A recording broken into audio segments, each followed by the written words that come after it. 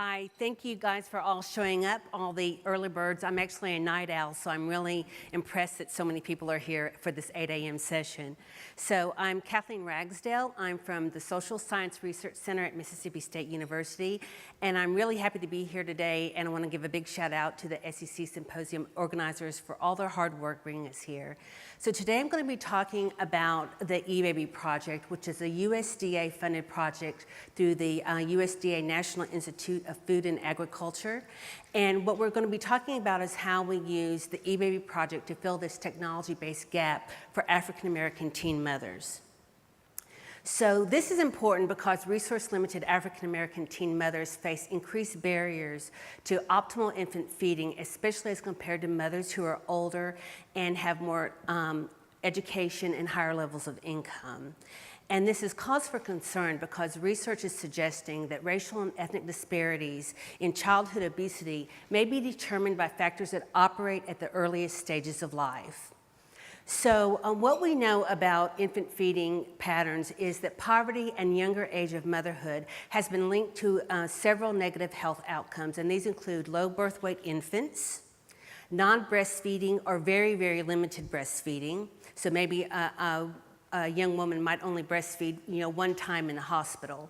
So also low infant nutrition knowledge, so how to feed the baby properly may be lower for teen mothers than mothers who are older, and missed time introduction of solid foods. And this is especially important because what we found that if cereal is introduced to babies too early, they start to gain weight way too early. So again, that leads to this obesity at a younger age.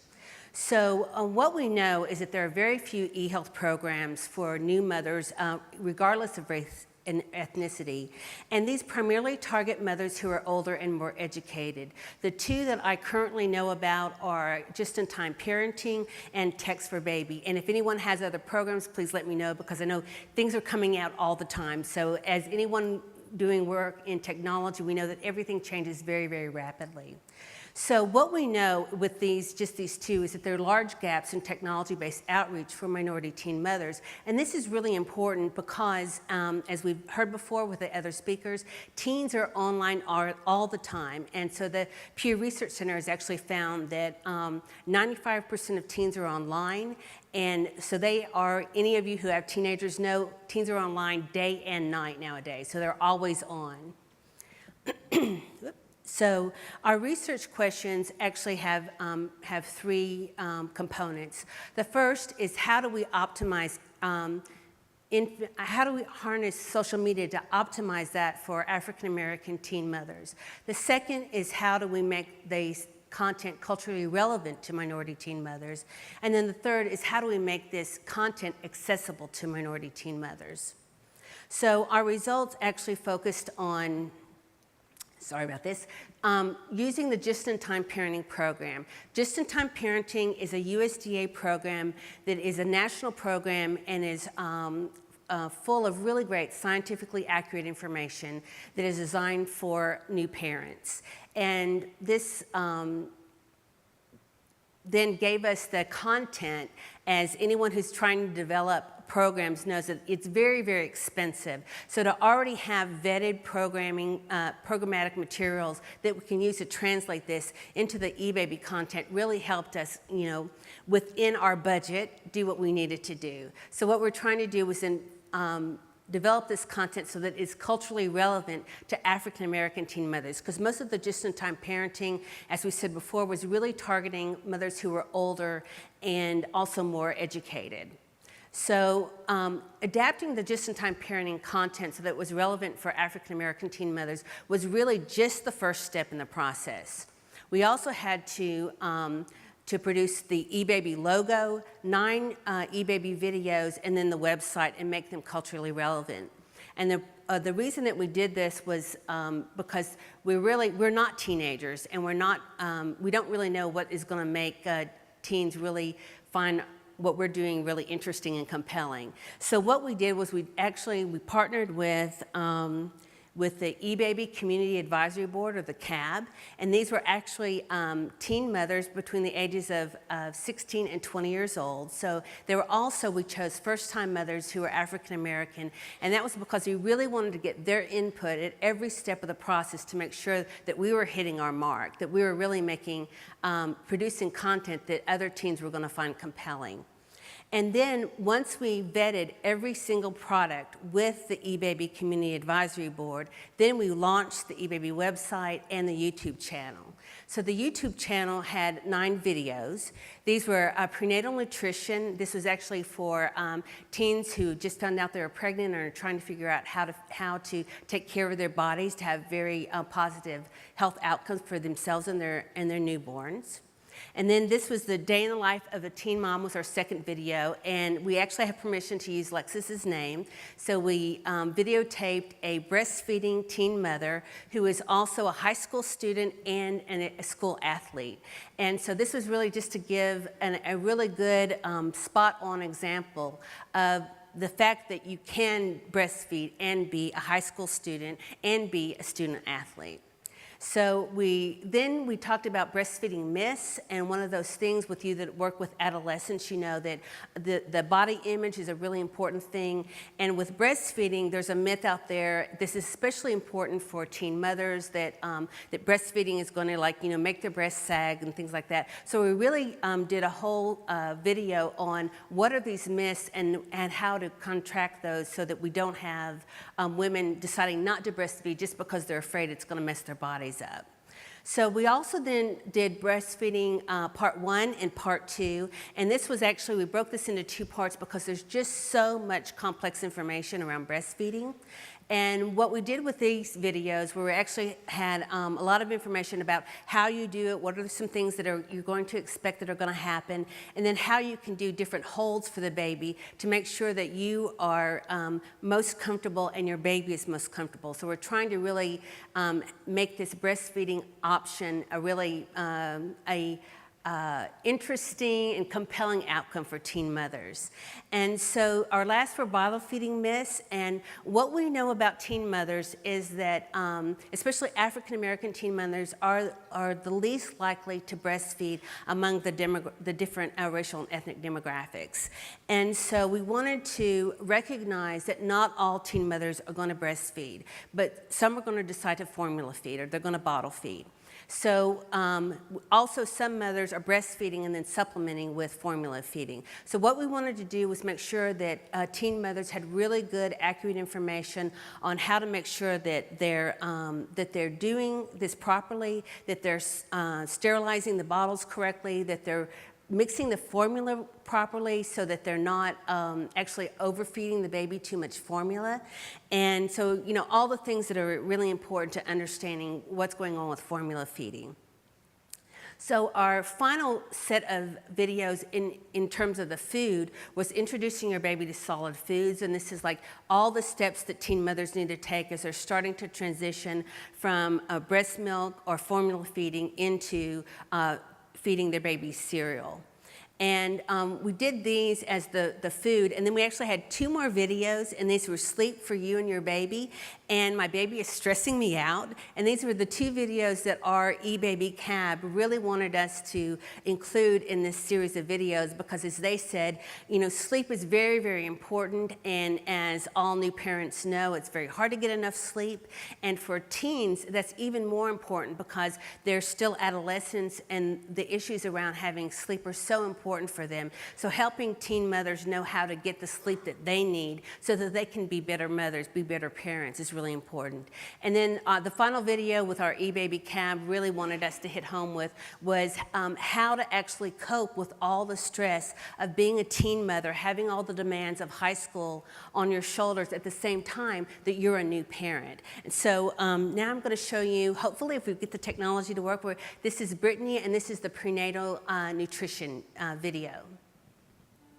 So you're pregnant, and there are a lot of things changing in your life, including the way you eat. So now you're wondering, how am I supposed to eat healthy? Or is it expensive? Well, the good news is eating healthy is quite easy. It doesn't have to be too hard. First, let's forget about dieting. because let's face it, you're going to be gaining weight. But you don't want to gain too much weight. You actually want to do it the healthy way. All you have to do is add an extra 300 calories to your day for every meal. And how much is 300 calories? If you have a regular plain baked potato, that's only 300 calories. But if you want to load it up, add some bacon, sour cream, or cheese, that's 700 calories. You can also have a slice of cheese pizza for 300 calories. Or if you like chicken, you can have 3 chicken strips for 400 calories. But there are other healthier ways to actually eat when you're pregnant. So you can have an apple, and you can have peanut butter, and that's 300 calories. Now is the great time to be thinking about prenatal vitamins. Those extra nutrients are good for you and your baby as well as it grows throughout the next couple months. But you want to talk to your doctor to make sure you're on the right vitamins so it won't hurt you or your baby. Let's do some do's and don'ts of being pregnant. You do want to make sure you're drinking plenty of water, because even before you're pregnant, you're supposed to drink half your body weight in ounces. So make sure you're drinking plenty of water.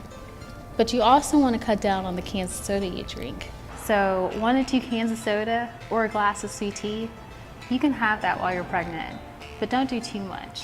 Drinking alcohol, taking drugs, or smoking cigarettes, they're all bad for you while you're pregnant. They're bad even before you're pregnant.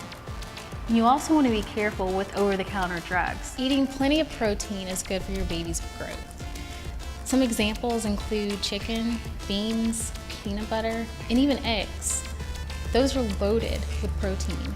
It's a good idea to eat seafood at least twice a week, but you want to make sure you're not eating fish that's too high in mercury, and that includes salmon, canned tuna. Broccoli and other green leafy vegetables are packed with calcium. That's good for your bones and your baby's bones as it grows within you for the next couple months. Milk and other dairy products are also packed with calcium.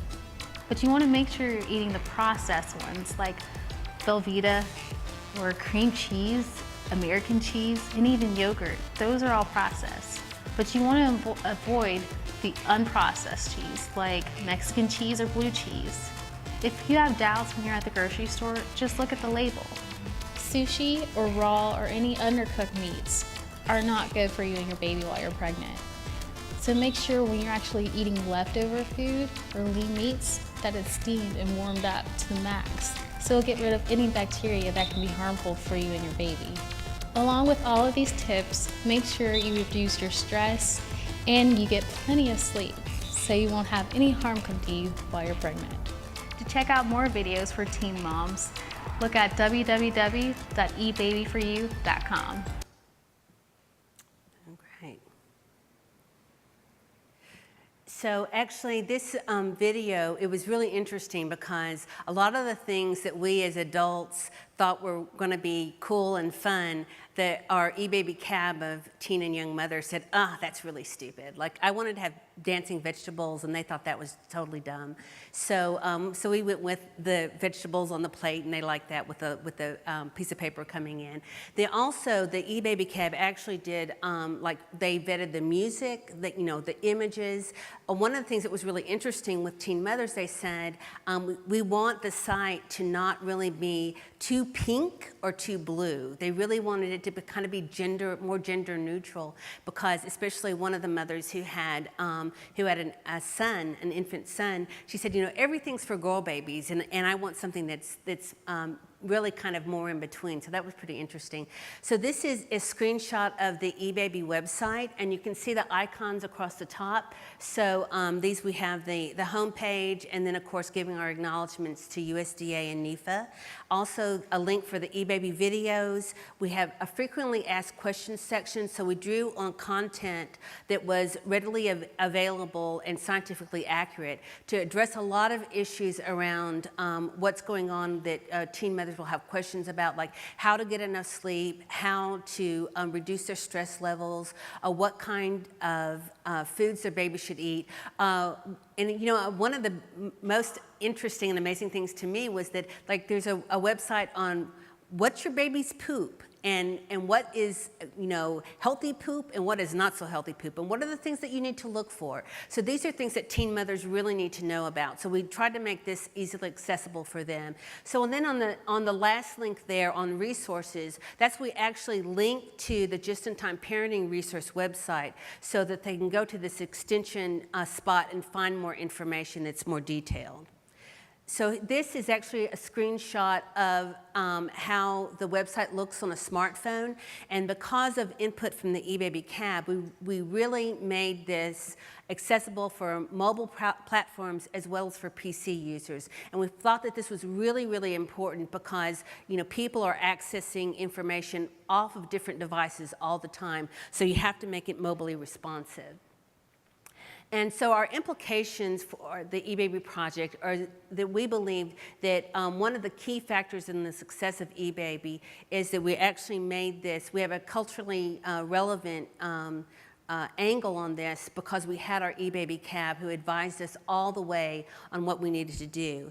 So this is important because we know that teens are really accessing information online all the time. So the Pew Research Center, some of the current research says that, teens between the ages of 12 and 17, 95% are online, and among these, 80% are accessing the web through cell phones, and among those, almost half have smartphones. And this is also really interesting because one of the big issues around this is that smartphones, we think of those more as a higher income gadget, right? But it turns out that even lower income students and teen mothers have smartphones. In fact, having a smartphone does not vary significantly from lower income teens to higher income teens. So that's really important. And we also know that because having this mobily responsive, we're getting more access to the teen population that we want. Another thing that we feel like is really important for our project is that it has to be culturally tailored to your target population. So if you're doing an eHealth program, you have to really have a really strong community advisory board to guide you along the way. One of the reasons is this will help you stay on budget because you won't go down the wrong path, then have to backtrack and take a new path down the road. These kinds of programs also need to be dynamic and sustainable over the long term, and that means that they actually have to be, we have to be creating new content, keeping things fresh, and this is extremely important if you have teen audiences that you're trying to reach because they're really expecting new content all the time. And they also must be easily disseminated across multiple platforms, and that means to make your program mobily responsive and also ready for PC users.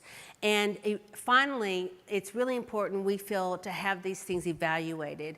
And so good ways to do that that a lot of times are free are Google Analytics, Bitly, and Facebook Insights. So these are some tools that they have out there, and I'm sure there's going to be a lot more tools coming along as these things grow. So I want to thank you again for coming to the presentation today, and for the SEC Symposium organizers for all their wonderful work putting this together. And would like to take questions now, and I'll also be available after the session to talk with anyone if they want to have some further chat. So thank you so much.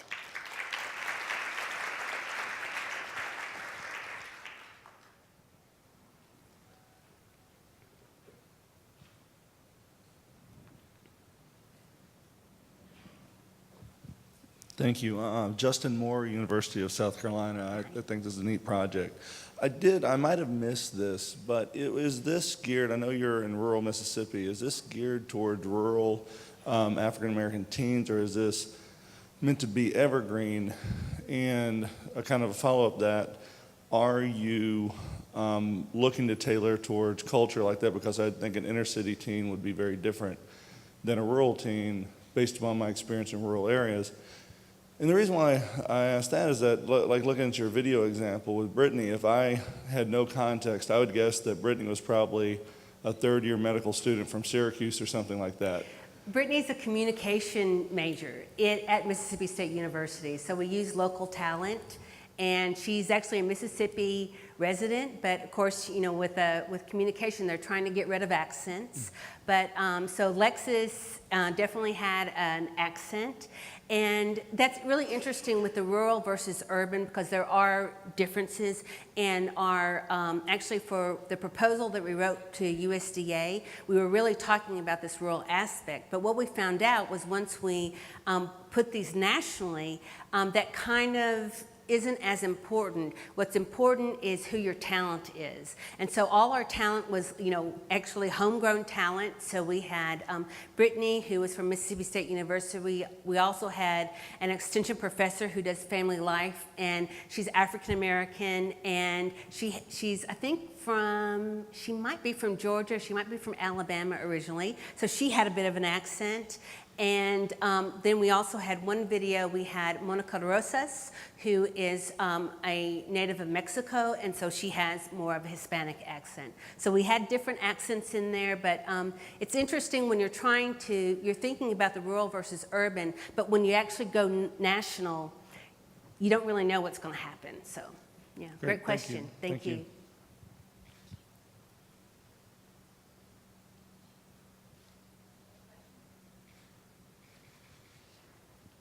All right, thank you guys so much. I really appreciate it.